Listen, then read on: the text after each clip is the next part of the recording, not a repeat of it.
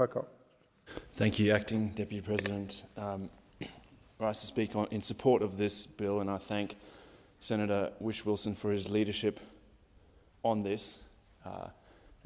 Thank you for this opportunity to talk about what is such an important issue to Australians across the country. The IPCC and the International Energy Agency have been clear. The climate science is clear. We cannot afford any new fossil fuel projects. And in this place and elsewhere, you'll hear that weaponised by the major parties, saying that if you say we shouldn't have any new fossil fuel projects, that you are against fossil fuels, that you want to take us back to the Stone Age. That is not correct. What Senator Whish-Wilson's bill, as I read it, is proposing is that on PEP 11, where there is broad consensus from communities affected, from scientists, and a very clear commitment from the now Prime Minister from the election that this will not go ahead, we should rule it out. We should stop this happening, and we should stop digging, given we're in such a big hole when it comes to climate change. We shouldn't be exploring for new fossil fuel projects at the moment. We simply cannot afford to do that.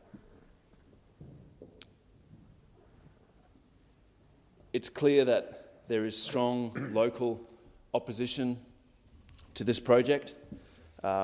I listened to Senator Ayres describing this sort of approach, opposing individual projects as wrong-headed.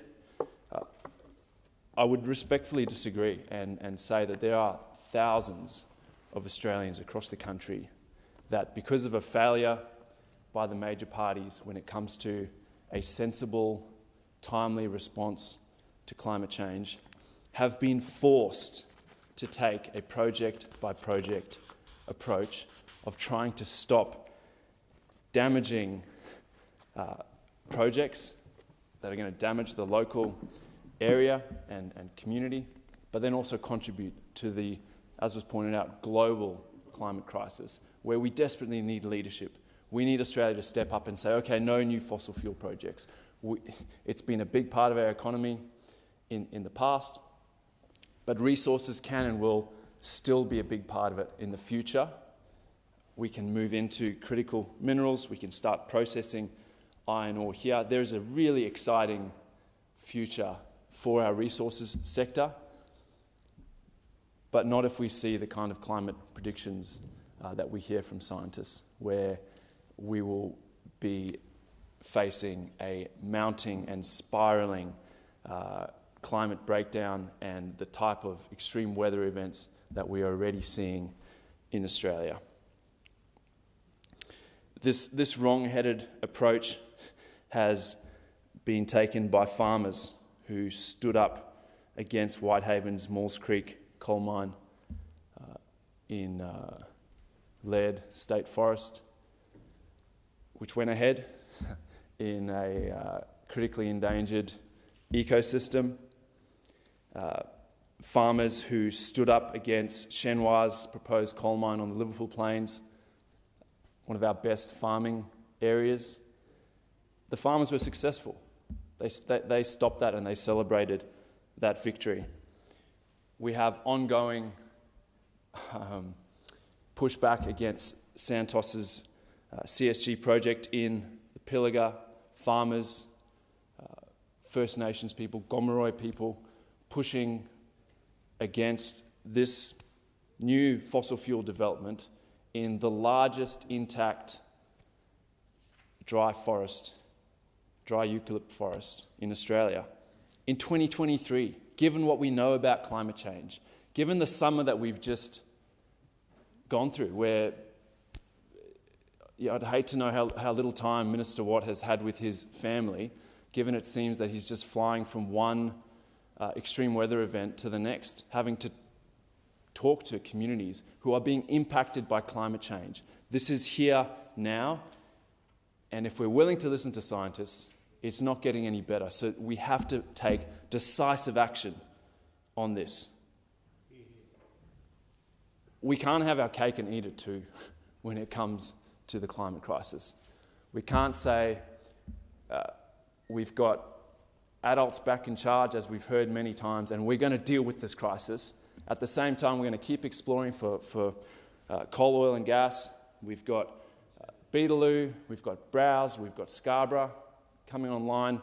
Narrabri needs to be fast-tracked. We can't have it. And Australians are saying, we want our government, we want elected representatives to start dealing with this in a way that actually reflects the challenge that we face. This is a huge, huge challenge. It's not going to be easy, and we need politicians leading on this.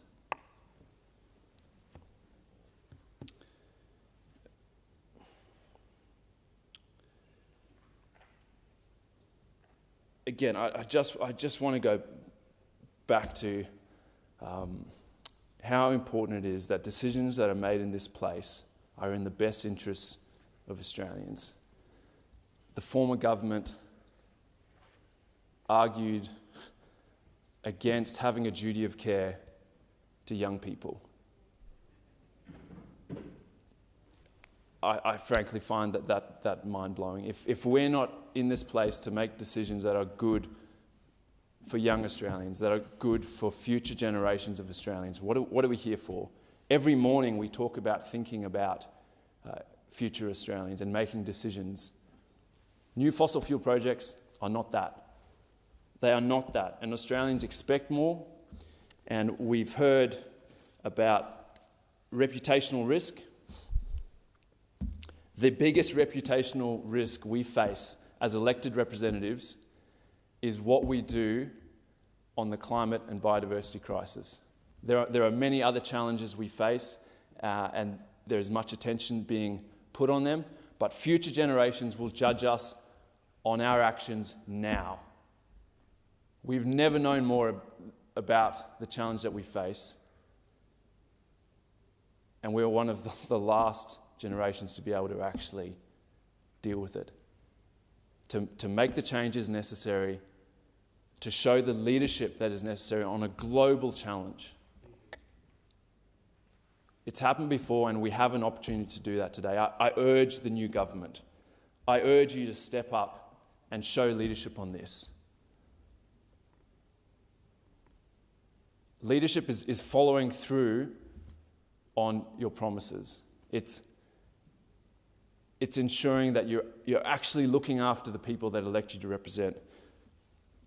Before the election, the now Prime Minister, talking about PEP 11, said, and I'll quote, "Absolutely, we will stop PEP 11 going ahead. Full stop, exclamation mark, no question,